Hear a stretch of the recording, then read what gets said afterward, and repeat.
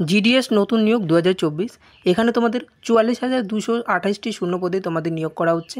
এখানে যোগ্যতা তোমরা যদি ন্যূনতম ক্লাস 10 পাস করে থাকো তাহলে আবেদন করতে পারছো। এখানে ছেলে মেয়ে প্রত্যেকে আবেদন করতে পারবে। বিপিএম এবং এবিপিএম এবং জিডিএস পোস্টে তোমাদের নিয়োগ করা হচ্ছে। অ্যাপ্লাই তোমাদের স্টার্ট হয়েছে, আজকে থেকে তোমাদের অ্যাপ্লাই স্টার্ট হয়েছে। অ্যাপ্লাই করার আগে তোমরা কিন্তু গুরুত্বপূর্ণ তথ্যগুলো দেখে নাও।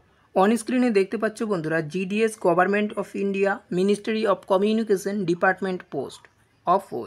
তো এখানে গ্রামীণ ডাক সেবক GDS online engagement schedule July 2024। তো এখানে তোমাদের কিন্তু দুটো পোস্টে নিয়োগ করা হচ্ছে। এখানে হচ্ছে ব্রাঞ্চ পোস্ট মাস্টার এবং অ্যাসিস্ট্যান্ট ব্রাঞ্চ পোস্ট মাস্টার। এখানে বিপিএম পোস্টে এবং এবিপিএম পোস্টে নিয়োগ করা হচ্ছে, যেখানে তোমাদের এটা হচ্ছে এবিপিএম পোস্ট, এখানে হচ্ছে গ্রামীণ ডাক সেবক পোস্টে নিয়োগ করা হচ্ছে। যেখানে অনলাইন আবেদন করার জন্য তোমাদের কিন্তু এই অফিসিয়াল ওয়েবসাইটে আসতে হবে, Indian post GDS online .gov.in। এই ওয়েবসাইটে গিয়ে তোমাদের অনলাইন আবেদন করতে হবে। তোমাদের অনলাইন অ্যাপ্লিকেশন স্টার্ট হয়েছে, দেখো 15/7/2024 তারিখ থেকে 5/8/2024 তারিখ পর্যন্ত তোমাদের অনলাইন আবেদন চলবে, যেটা তোমাদের আজকে প্রকাশিত হয়েছে। তোমরা কিন্তু কালকে পেয়ে যাবে, 16 তারিখে তোমরা ভিডিওটা পেয়ে যাবে। দেখে নাও, এখানে তোমাদের 15/7/2024 তারিখ থেকে আগস্ট মাসের 5 তারিখ পর্যন্ত অ্যাপ্লিকেশন চলবে। তোমরা যদি কোনো কারণে ভুলবশত তোমরা যদি ভুল করে থাকো অ্যাপ্লিকেশনটা, তাহলে তোমরা কিন্তু কারেকশন করতে পারবে সেটা 6/8/2024 তারিখ থেকে 8/8/2024 তারিখ পর্যন্ত। তো এখানে তোমরা কিন্তু দুদিন তোমরা কিন্তু কারেকশন করার বা এডিট উইন্ডো তোমরা কিন্তু পাবে 6/8/2024 তারিখ থেকে 8/8/2024 তারিখ পর্যন্ত। যারা এবিপিএম পোস্টে আবেদন করবে তাদের স্যালারি রয়েছে 10,000 থেকে 24,470 টাকা তোমাদের দেওয়া হবে। আর যারা বিপিএম পোস্টে আবেদন করবে তাদের 12,000 থেকে শুরু করে 29,380 টাকা পর্যন্ত তোমাদের কিন্তু পে স্কেলটা রয়েছে। লিমিট রয়েছে, যারা 18 থেকে 40 বছর পর্যন্ত রয়েছে তারা কিন্তু প্রত্যেকে আবেদন করতে পারছো। এখানে জেনারেল ক্যান্ডিডেট 18 থেকে 40 বছর পর্যন্ত অ্যাপ্লাই করতে পারছো।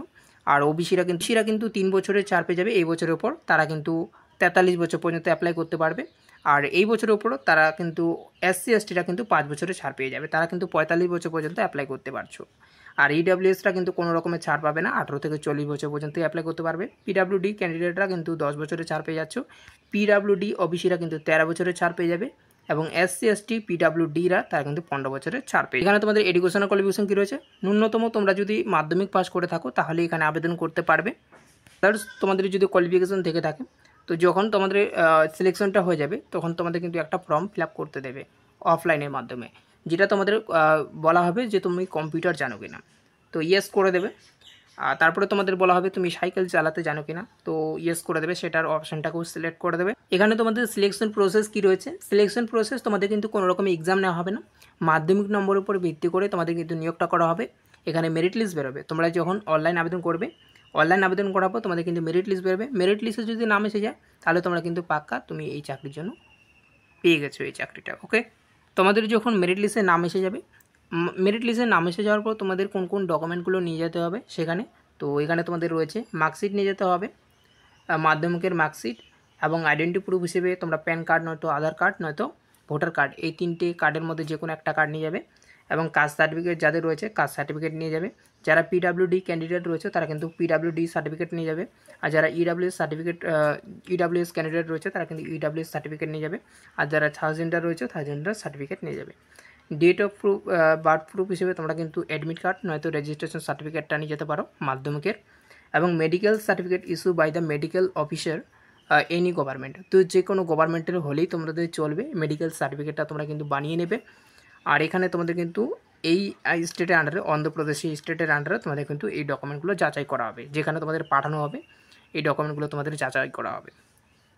রেজিস্ট্রেশন করার সময় তোমাদের কিন্তু মোবাইল নম্বর, অ্যাক্টিভ মোবাইল নম্বর থাকতে হবে, তারপর হচ্ছে ইমেল আইডি থাকতে হবে, অ্যাক্টিভ থাকতে হবে, তারপর আধার নাম্বার তোমাদের কিন্তু অ্যাভেলেবেল ইফ অ্যাভেলেবেল, তারপর information about the board year passing তোমাদের সিলেক্ট করতে হবে, তারপর মেট্রিকুলেশন সার্টিফিকেট তোমাদের দিতে হবে, মেট্রিকুলেশন মানে মার্কশিটটা, তারপর স্ক্যান ফটো তোমাদের আপলোড করতে হবে যেটা 50 কেবির মধ্যে, জেপিএস এবং আইপিইজির মধ্যে আপলোড করতে হবে, সিগনেচার আপলোড করতে হবে জেপিএস এবং আইপিইজির মধ্যে ফরম্যাটে আপলোড করতে হবে 20 কেবির মধ্যে। আমাদের যে অ্যাপ্লিকেশন ফি দিতে হচ্ছে, দেখো ইউআর এবং ওবিসিদের ক্ষেত্রে তোমাদের কিন্তু 100 টাকা অ্যাপ্লিকেশন ফি দিতে হচ্ছে।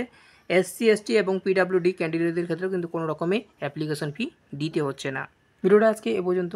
তোমরা যদি এই চ্যানেলে নতুন হয়ে থাকো চ্যানেলটাকে অবশ্যই সাবস্ক্রাইব করে রাখবে এবং ভিডিওটা যদি ভালো লেগে থাকে ভিডিওটাকে অবশ্যই লাইক করে দেবে। এবং বন্ধুদের সাথে শেয়ার করে দেবে, তারাও যেহেতু জানতে পারে। আর তোমরা যদি অফিসিয়াল নোটিশটা ডাউনলোড করতে চাও, তোমরা কিন্তু লিঙ্ক তোমরা কিন্তু চ্যানেলের ডিসক্রিপশন বক্সে পেয়ে যাবে, সেই লিঙ্কে ক্লিক করো, তোমরা কিন্তু সরাসরি ডাউনলোড করে নিতে পারবে।